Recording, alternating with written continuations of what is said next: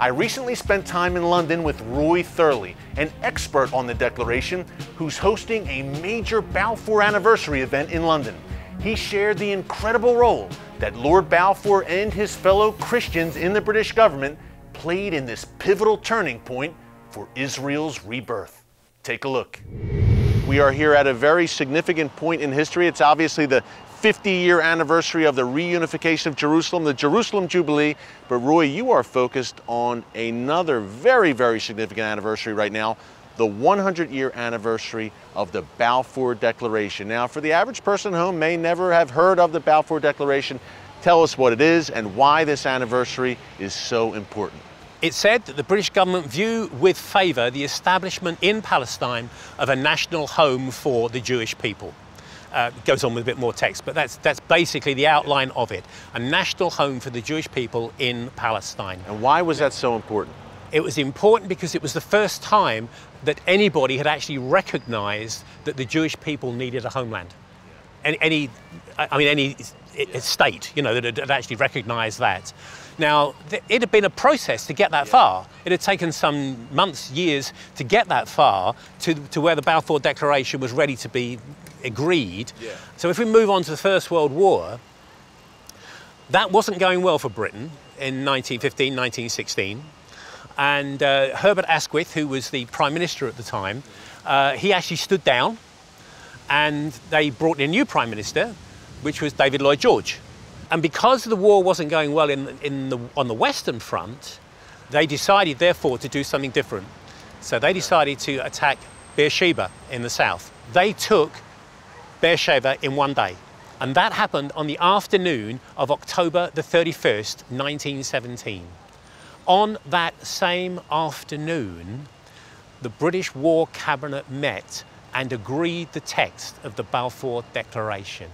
Whereas the battle, if that had taken place before the declaration, it would have been, well, we've got land, but what are we going to do with it? Right. But the two things came together on the same day.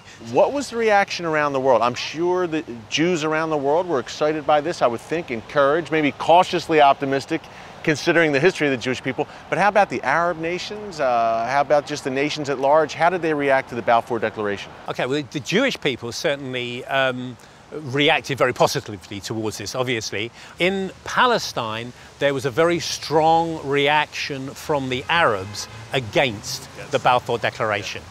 The Mufti of Jerusalem, Hajj Amin al-Husseini, he instigated riots against the British, 1920, to protest about the Balfour Declaration and the Zionist project, if you like. And actually, the British government helped him in these riots, in a sense. I mean, they were sympathetic towards that. Yeah. So it really was not very good. The Jewish state was miraculously reborn in 1948, an act of God, and the events were really set in motion that day with the Battle of Beersheba and especially the Balfour Declaration. Now, let's bring it up to the modern day. We're celebrating the 100-year anniversary of this incredible declaration, a turning point in the rebirth of Israel. Tell us what you're doing now here in the UK to commemorate it.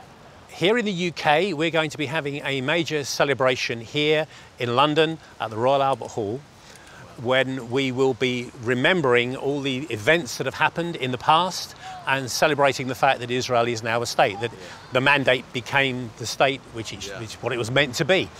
And so we will be celebrating that with the Jewish community as well.